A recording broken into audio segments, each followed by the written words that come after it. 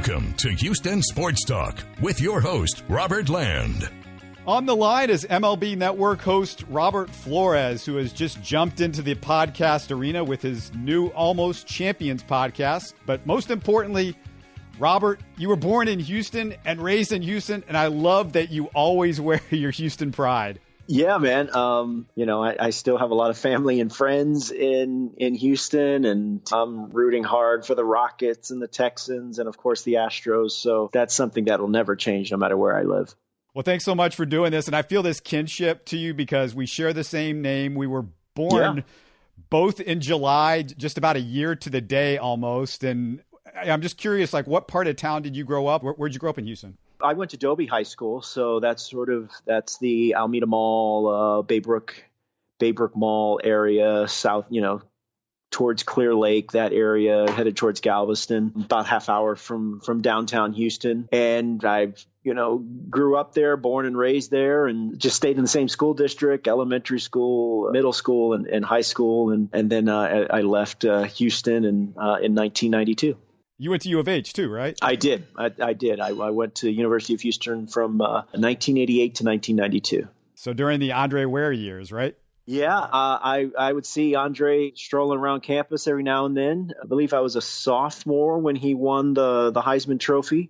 And after Andre, it was David Klingler. And those are some good times. They'd play in the Astrodome, and they were running up the score and scoring on nearly everybody. So that was definitely a good time. I was trying to think of anybody who reps this city nationally harder than you. The two big names I came up with were Jim Nantz and Jeff Van Gundy. And let me just say, I never saw the JVG Houston Love Fest coming. Did you? No. It's funny because he had such a strong connection and still has a strong connection with the New York Knicks. But, it just goes to show you, look, there's a lot of coaches and athletes that, they're maybe not from there, but once they spend time there, they end up wanting to never leave, even after their playing days are over. I can think of Tracy McGrady as a perfect example of that.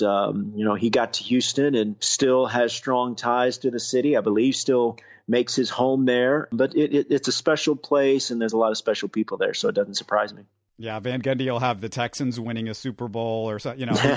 He's not afraid to go out there. Before we get to your podcast, Almost Champions, I'm dying to ask you about that incredible Astros World Series tribute you put together.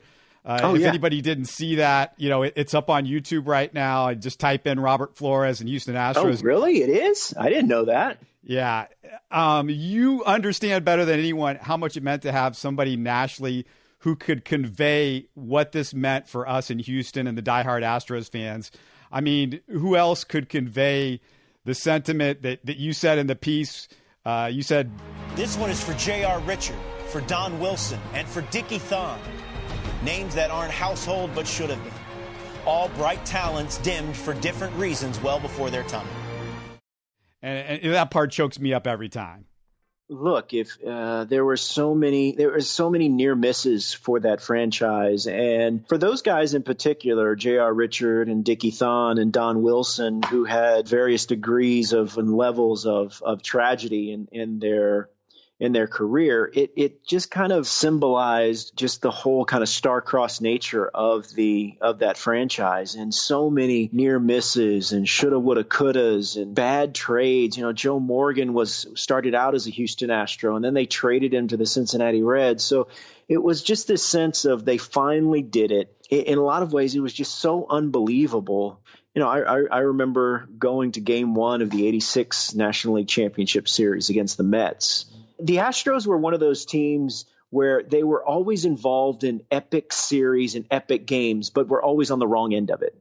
In 1980, a National League Championship Series, an unbelievable 5-game series against the Phillies. They come up on the wrong end. '86, same thing. They come up short against the Mets.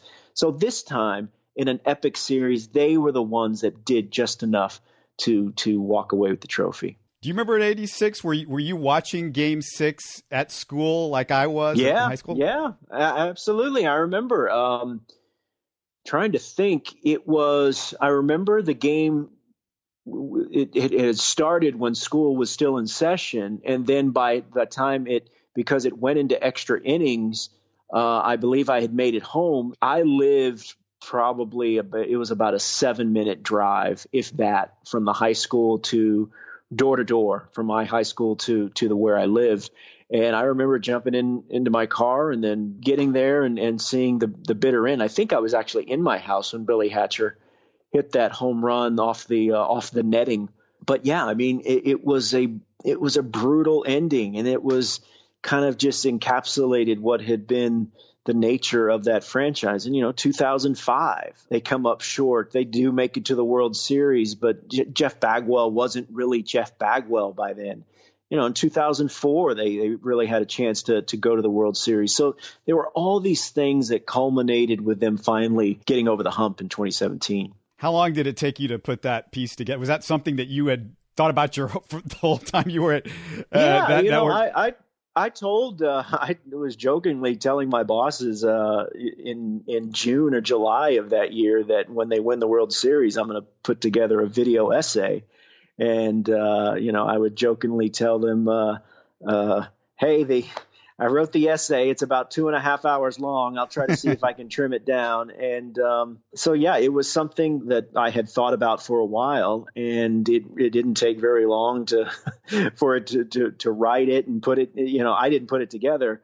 Good people at MLB Network put all the pieces and images and edit it together. But it was definitely one of the more satisfying things I've been a part of. Who were you with, and when you were watching Game 7, and what was your reaction for that final out? I couldn't believe it. That's all I kept saying. I was on the set. We were coming on right after the game was over in preparation to toss to our crew out at Dodger Stadium. And I was just sitting on the set going, I can't believe that they did it. I can't believe they finally did it. It was just great to see. The only thing I wish, two things. One, I wish it could have been there. Two, I wish it could have been at Minute Maid Park, because that would have been amazing. Tears? Any tears?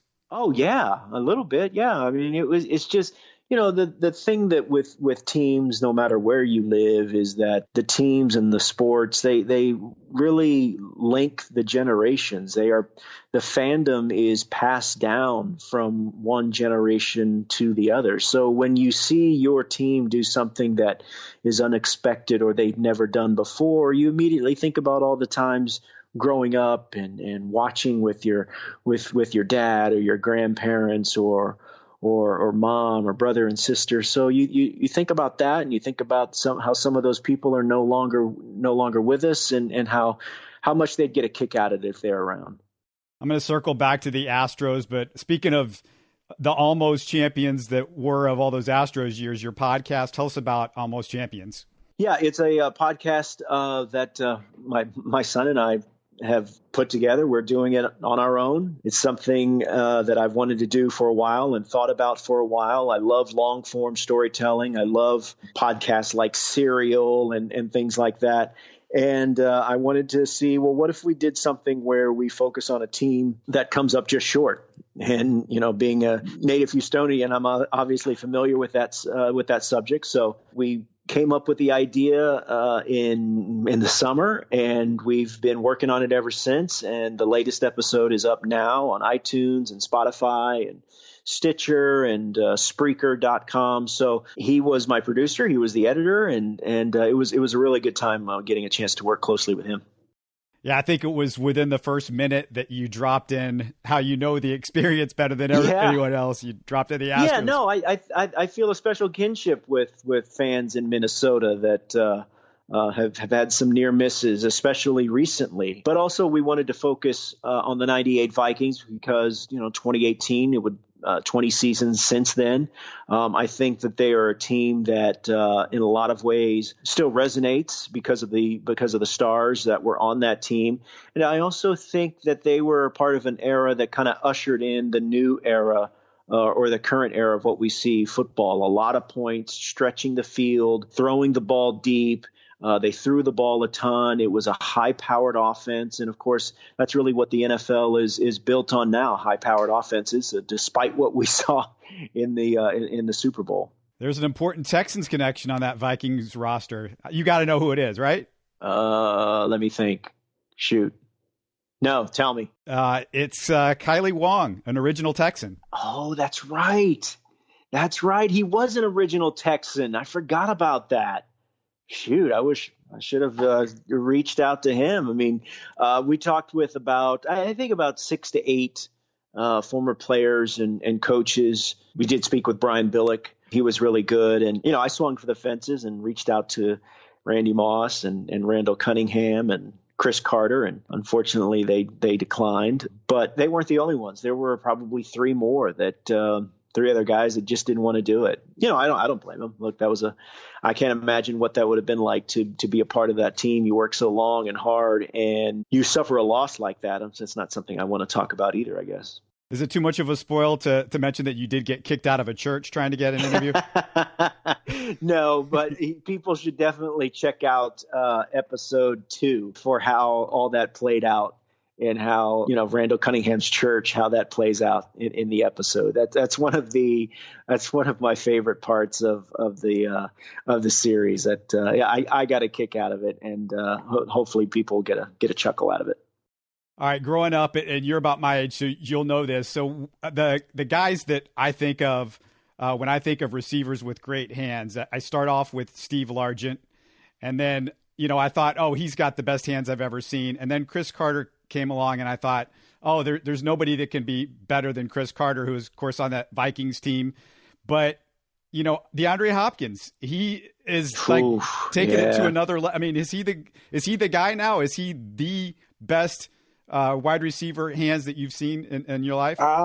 Yeah, I think if you look at total package, hands, route running, and production, I think he's the best. I know Antonio Brown has a strong case, but I think that what Hopkins has done. Remember, Antonio Brown has had Ben Roethlisberger to play with his entire career. DeAndre Hopkins, my Lord, we could spend the entire that's a podcast in of itself. All the quarterbacks that he's played with, and no matter who's been throwing him the ball, he has produced, and he has produced big. And he also really, he started his career. Andre Johnson was on the other side, but for the most part, he has not had a consistent complement. Will Fuller could be that guy, but unfortunately, he has a problem staying healthy. So I think he's incredible. I think they're on the right track. They got him. They got, Deshaun Watson. They need to address the offensive line. They've got to figure out a way to protect Watson because he's too valuable. He's too good. And also the division has gotten significantly better, especially when you consider what the Colts look like and how much money they have to spend. Yeah, and their schedule is going to get 100 times more difficult next year, the quality of quarterbacks they're going to face. But you mentioned Deshaun, and I want to take you back to a guy in your documentary, which is Randall Cunningham, and the quarterback for the Vikings in 1998. To me, he is the guy that started this whole wave of the Deshaun Watsons, Russell Wilson, Michael Vick, these incredibly athletic quarterbacks. I mean, there's no image to me that is more quintessential Randall Cunningham, and where I felt like, oh, this could all change is when you see Randall Cunningham get flattened almost on, I think it was a Monday night game. Yeah, it was a Monday night game. Was it against the Giants? It was against the Giants. I believe it was Carl Banks, sort of dove at him, hit him in the thigh, and Cunningham seemingly flies back 3 or 4 yards, but his man manages to maintain his balance and, ends up throwing a touchdown pass. So, I mean, and we talk about it in the most recent episode. If that Vikings team gets to the Super Bowl and if they win it, I feel like Randall Cunningham is looked at in a whole different light. I think he might be a Hall of Famer. It just goes to show you that legacy and things like that are such a fragile and fickle thing, and they're often separated by just inches or feet. Let me ask you, I mean, you think of almost champions and you think of Houston, and the team that immediately comes to mind is the Phi Slamma Jamma team. Yeah. If the 30 for 30 hadn't happened, do you think you would have started with that one maybe? Absolutely. That would have definitely been the first one out of the box. And I wouldn't mind, where my son and I are talking about, well, what team should we do next? And Phi Slamma Jamma is one that I think about. But you mentioned the 30 for 30. documentary that happened. That's pretty recent. So I'm wondering, I think I might need a little bit more time and space before I tackle that. The Minnesota Vikings, I know NFL Network had done a part of their series called Missing Rings, and they were featured in that. But I believe that series was done at least maybe 5-7 years ago. So there was time and things, it's not so fresh in people's minds. So that might be the reason why I hold off on doing Phi Slamma Jamma. But yeah, I would love to dive in there and talk with some of those guys. If there's an Oilers team that would fit most in your, which team would it be? Which do you think would be the best? I think of 1979, and then I think of 1993. That's the team that lost to Kansas City in the divisional round. I was at that game at the old Astrodome. Joe Montana? Yeah, Joe Montana leads them on the comeback. And the 79 team it was much different. It wasn't as talented, but they were still Super Bowl worthy. They just had the misfortune of having to share the same division and conference with one of the greatest teams of all time. But that 1979 team, the Love You Blue era, and just the love affair it had with the city of Houston, that will never be matched or equaled again by any team with the city of Houston, just because it was, you remember, late 70s, there weren't any winners coming out of Houston. The Astros had a decent year in 79, but the Rockets weren't anything to speak of. And the Oilers had some pretty lean years prior to Earl Campbell's arrival. And that was just a special time. And I feel lucky that I was a young kid at the time, but just getting a chance to watch those games and cheer for those guys, that was a cool time. Yeah, I just can't believe, Robert, with all the sports documentaries that they've done on different teams, to me, the 1979 team, there wasn't a bigger love affair with a team and a city. I've tried to explain it a few times, and I've had on Dan Pastorini describe the scene, and I think definitely Robert Brazil described the scene of what it was like to go into the Astrodome after you lose, not once, but twice. Yeah. And that amount of fandom. I from what I understand, there were 20,000 people that couldn't even get into the people that were waiting in the parking lot. It was sold out with when they were welcoming the team home. And they didn't do it once, they did it twice. At the end of the 78 season, they get blown out in the AFC title game by the Steelers, I think 35-3. 79, they have to go to Pittsburgh again, and they score first. Vernon Perry with the pick six, and then that's the game where really started the drumbeat of instant replay, because Mike Renfro was robbed of what would have been a game-tying touchdown. So that was the controversy that marred that game. That's where you start your almost champions right there. Is that? Yeah, right. And so and they lose that game, and there's another sellout crowd waiting for them at the Astrodome. And of course, the next season that's when they traded Pastorini. They brought in Ken Stabler. I think they brought in Dave Casper. And that's in that season, they go to Oakland and lose to the eventual Super Bowl champions. And I think Bum Phillips is fired on New Year's Eve, something that Houston sports fans still call the New Year's Eve massacre. So yeah, it was just a great time, and it was a different time. We didn't have access to highlights and information like we do now. So watching the games and reading the newspaper and being a fan, it was a different time. Like a lot of people, there was nobody really to root for in this Super Bowl. It felt like there was a team you didn't want in there and a team that you grew to hate. But the best moment, as I've said on my podcast last week, was when Wade Phillips shows up in Bum Phillips hat and jacket. I know, but here's the thing. And I was on, I can't remember who I was talking with.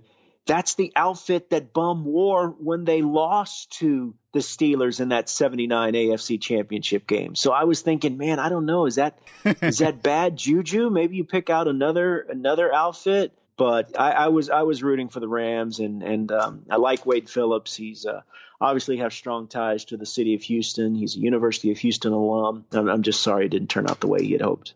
Last thing I got to ask you about, of course, is the Astros, and what do you think about their offseason, where they're at right now, and just how the season ended last year with the Red Sox? Well, they clearly weren't healthy. Health was a big problem.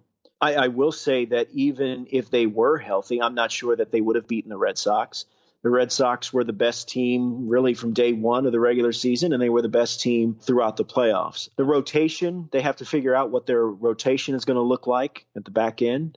Behind Verlander and Cole, and Colin McHugh is going to go from the bullpen back to the rotation. So I think Wade Miley makes some sense. I like that signing. I would love to see Dallas Keuchel come back in some form or fashion. I love the Michael Brantley signing. I still think that they're the bullpen getting to Roberto Osuna. What does that look like? I mean, you lose Joe Smith. Hector Rondon struggled at the end of last season. Chris Davinsky, Brad Peacock, they were left off the postseason roster. So they've got some stuff to figure out. Actually, I think it's their best bullpen really going into a season because, you mentioned Osuna, but you didn't mention the guy that was their best reliever last year that they picked up in a deal. Oh, that's right. Ryan Pressly. No, you're absolutely right. I love Pressly.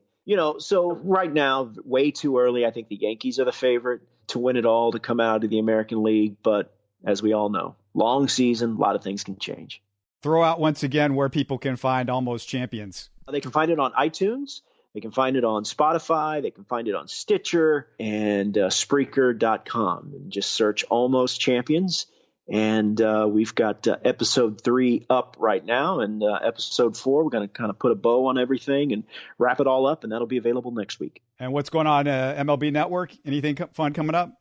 Well, we've got the, we're waiting for MLB Central. That'll be the 2019 season of MLB Central will debut on the opening day of the Major League season. So we're looking forward to that and have planning meetings and discussing what we're going to be doing for this year's show and things like that. We're having those meetings in earnest and looking forward to it. Can't wait till baseball season. I think the Astros might be reporting in about a week. So we're looking forward to that. And, go check out Almost Champions for sure. Thanks so much for doing this, Robert. Really appreciate it. You got it, man. Thanks for having me. Ground ball right side. Altuve has it, throws to first, and the Astros are 2017 World Series champions. This one is for the Astrodome, Towles Hill, and for anyone who wore those gloriously hideous rainbow uniforms. Because for the longest time, the stadium, that hill, and the fashion, not winning baseball, were what this franchise was known for. This one is for 1980 and 86. The New York Mets have won the 1986 National League pennant. Sadness, disappointment, fatigue, you name an element, and it exists. For 97, 98, and 99. For 2004 and 2005. Teams that were good and sometimes great, but either weren't good or great enough. The shock, the pain of defeat, the fight all the way. And the disappointment that you see, the gloom in that Houston dugout, so understandable. This one is for J.R. Richard, for Don Wilson, and for Dickie Thon. Names that aren't household but should have been. All bright talents dimmed for different reasons well before their time. This one is for Biggio and Bagwell, the franchise's only homegrown Hall of Famers, and all the Killer Bees. And 2004 Carlos Beltran, because up until then, the Astros never had a player do that. It is gone! And Beltran has tied Barry Bonds for the most home runs in a single postseason. This one is for the naysayers, skeptical of a blueprint that said, you must be ghastly before you can be great. Prospects don't always fulfill their potential. 2017, I don't think the Astros are going to be there yet to win. It's for the people that believe the right pieces can fit together, despite being different shapes and sizes. Oh, Hall of Famers, current and future, tried to bring a World Series banner to Houston, but failed. Instead, the winning formula was a perfect blend of dynamic talent, youthful swagger, and sage veteran experience. This one is for the people of Houston, a city that's hurting right now and it's going to continue to hurt for a long time. One ravaged by a 500-year flood. This one is for the patch on their chests and the city in their hearts. They did it. For the first time ever, the Astros World Series champions. Who would have ever believed? They freaking did it. Can you believe it?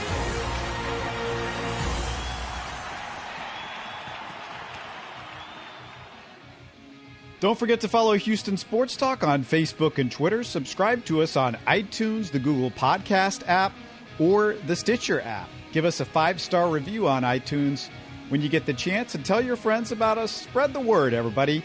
Thanks for listening.